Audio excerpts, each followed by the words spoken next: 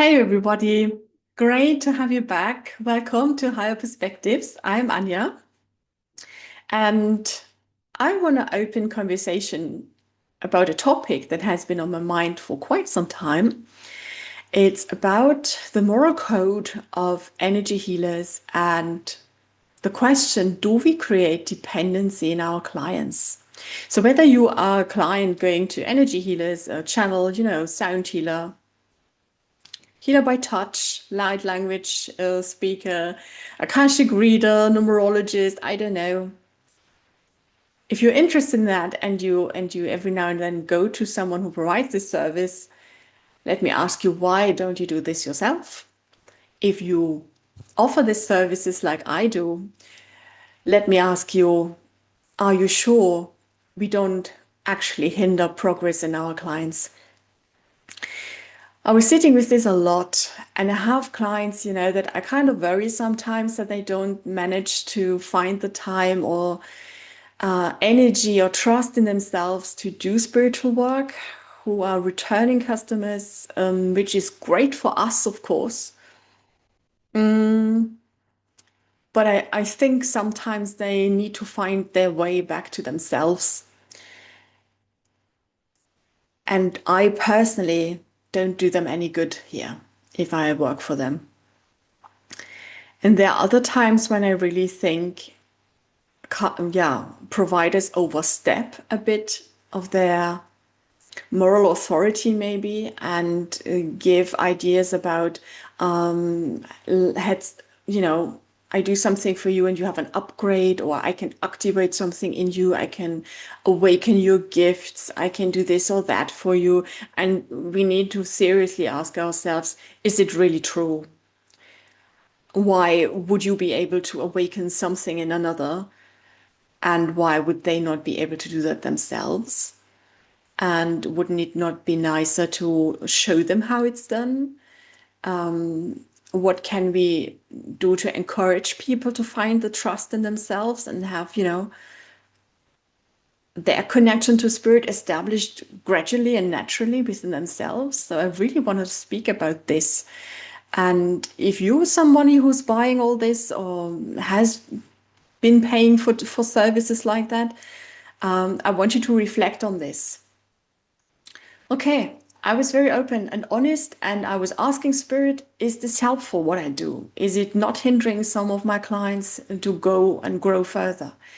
And it was very interesting what they answered. I will share the full and unedited answer with you now. The vibration you seek is the vibration you carry, and this brings us to today's topic.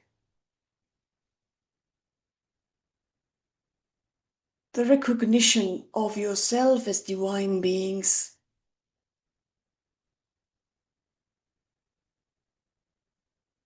It is innate in humans, the need to relate to others in order to recognize themselves.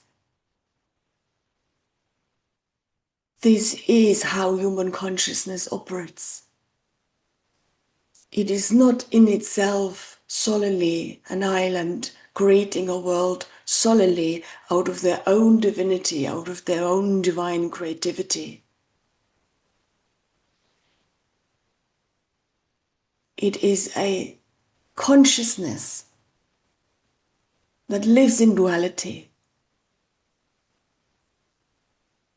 that operates on a deeper level as a collective,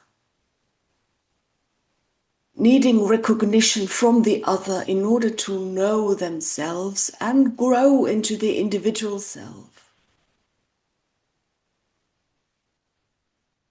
So during your lifetime,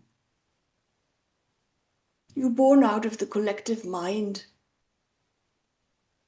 and being forced into a singular vessel, then cut from your mother's cord, growing into a primal collective that is your family,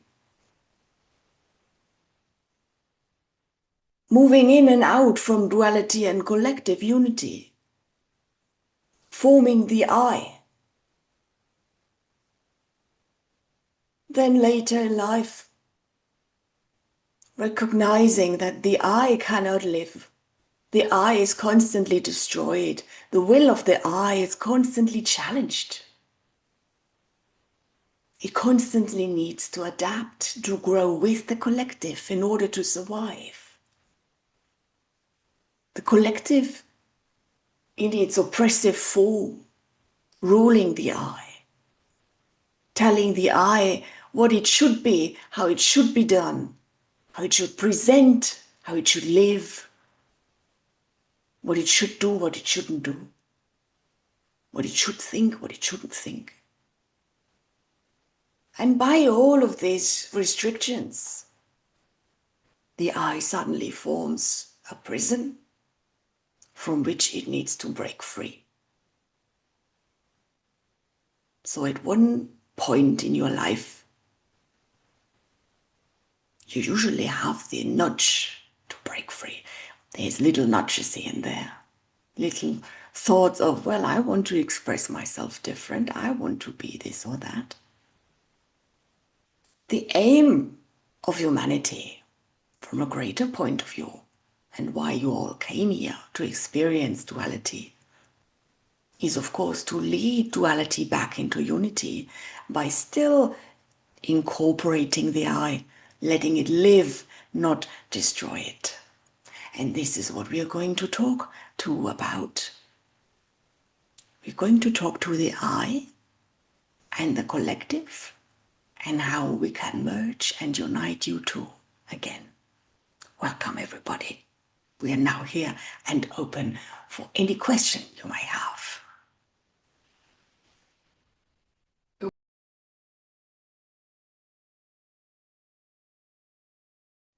This is a fine line, you see, a fine line of mastery any spiritual authority should come to learn within their profession, within their life.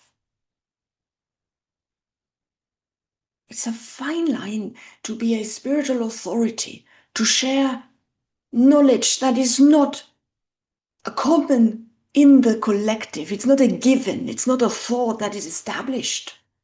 It's a different way of thinking. It's a different way of looking. So they need to be very resilient to the outside opinion, to the outside world in a way, when they judge them, when they try to move them, when they shut them down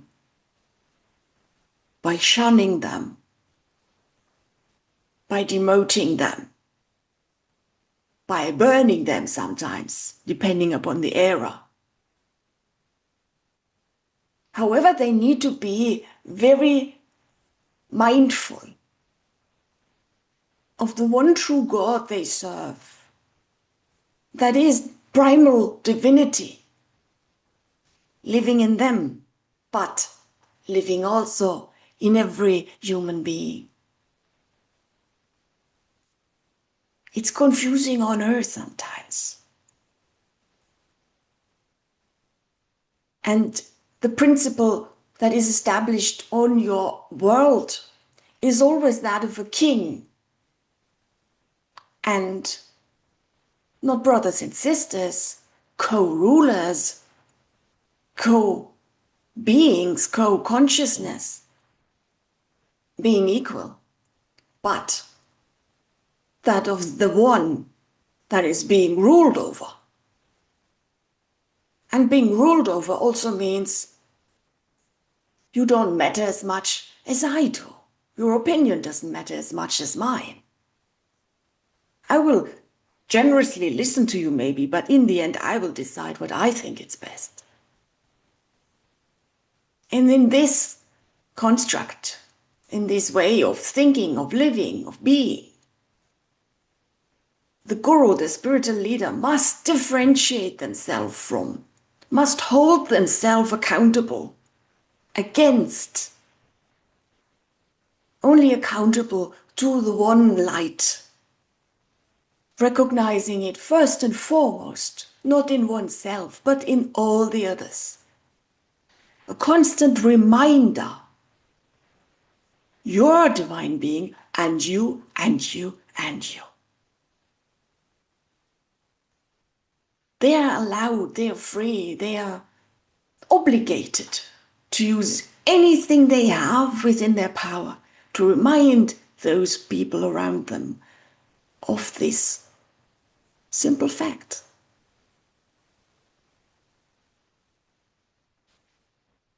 And this should never cross the line to tell them something in a way, listen up, you don't know that, but I do.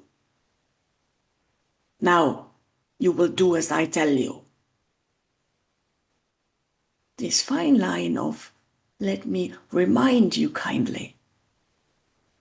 In this very fine moment, I am the one that holds knowledge that you maybe have not discovered yet, but you know of course.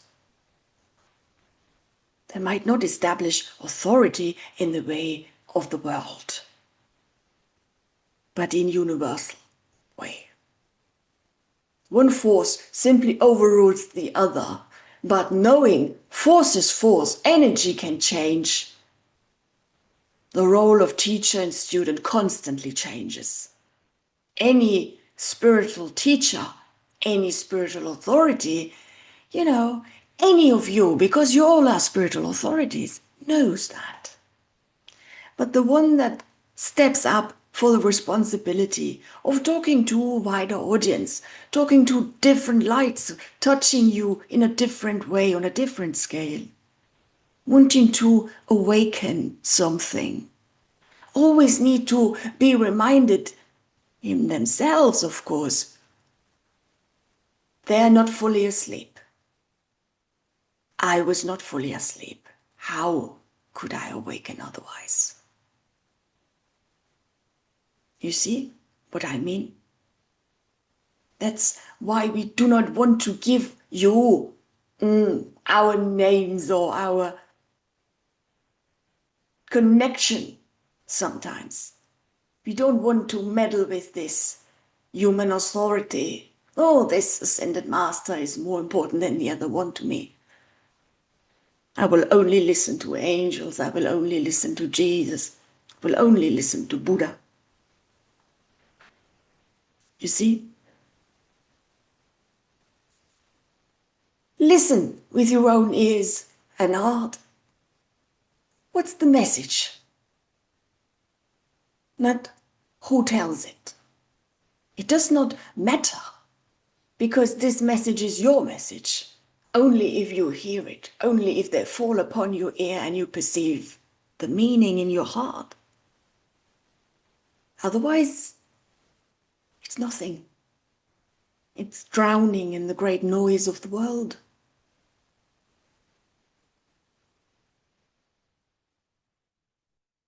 So this is why we urge you to walk this way in full authority.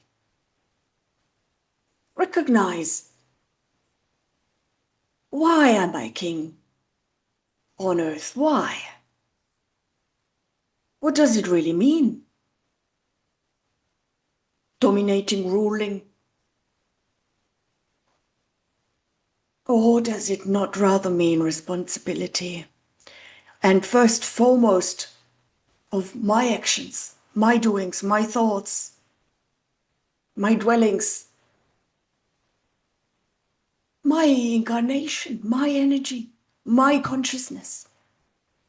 This is what I'm doing. I'm leaving a trace behind me of actions, of thought. I'm leaving a trace behind me. So what kind of trace do I wish to leave behind? And what kind of trace do I wish to project into the future? Because what I leave behind is determining automatically what path I will walk on.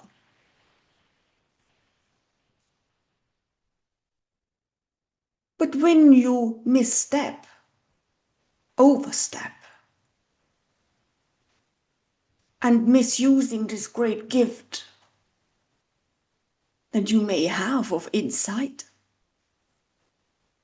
of being able to verbalize it, touching other people, then you will fall stark behind dwelling more and more in duality, making yourself unhappy, others, but mostly yourself.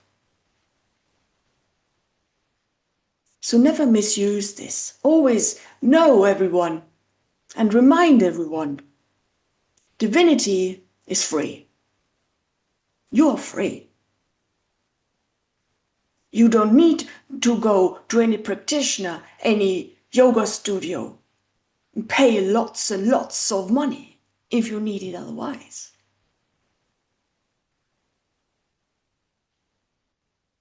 And the money is not even the thing here. It's the energy you attach to money, right? The value. You give your labor, your lifetime for it. Your energy. That's the problem. The breath you have is free, but use it wisely, because time is running out. From beginning, time is running out. As you say, when you think in linear times, of course. But you all have only so many breaths on earth. Why waste them by giving away authority? You know how to do it. You just need reminding sometimes. And yes, as I said earlier, humans relate to others. This is how they operate, yeah? So you need to look and interact with others in order to recognize your own divinity, your own creative self. This is the fun on earth, the fun part. Interacting and playing with the other ones. Seeing how you move energy, how you move particle, what you create, yeah? See? The fun part needs to be played out as well. And discovering that you have responsibility is not a bad thing. Because you can create so much good with it. We wish you to understand how much good you already have created in your lives. Those tiny little things you overlook sometimes.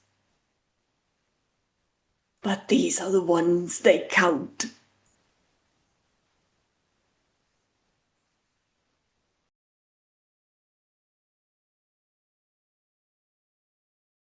It's a dual answer we need here. And may we say, you see, by asking these kind of questions, how not asleep you are. How you're already teaching. You're playing the unknown, the unknowing. You're playing the one that doesn't know that it needs to ask spirit, right? But by doing this, you're actually being very clever.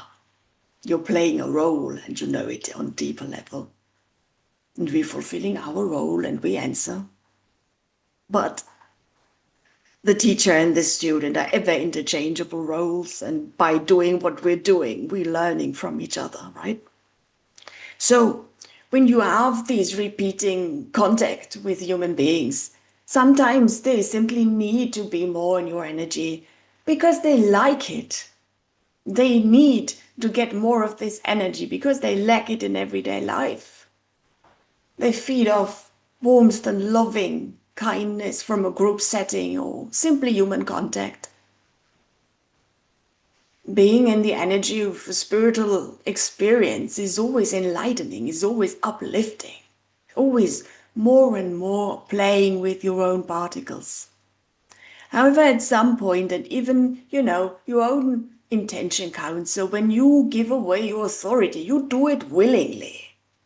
When you put yourself in that corner, saying and teaching yourself, oh, the other one can only do it for me, I am incapable of this. And this is how you give away your energy and your authority, your responsibility, but it is your doing. And that's no mistake. It's your doing. This is a choice, you see. Step into the vibration, into the mindset of, okay, teach me how you do it or show me how you've done it. How can I do it? Let me know. Open up the possibility inside yourself that you are the teacher to someone else, right? Because others come behind you. The little ones are still here. They come behind you. They grow up. They need to be taught. They need to be shown. You yourself are never fully asleep. Know that. So give them constantly this soft encouragement to take the responsibility back, not give this away. Remind them, I will not do this for you. You need to discern this for yourself. I can show you how I do it. What I work, how I work. But there is a limit. You know, I can put food in front of you, but you need to eat. I can put food in your mouth, but you need to swallow and chew. I can do even this in hospital, but your body needs to take life from it. If you don't, if you reject, you will waste away. And it's the same with spiritual nourishment. You will waste away.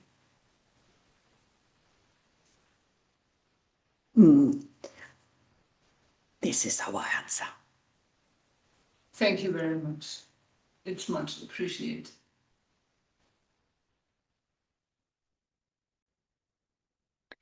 Thanks for being still here.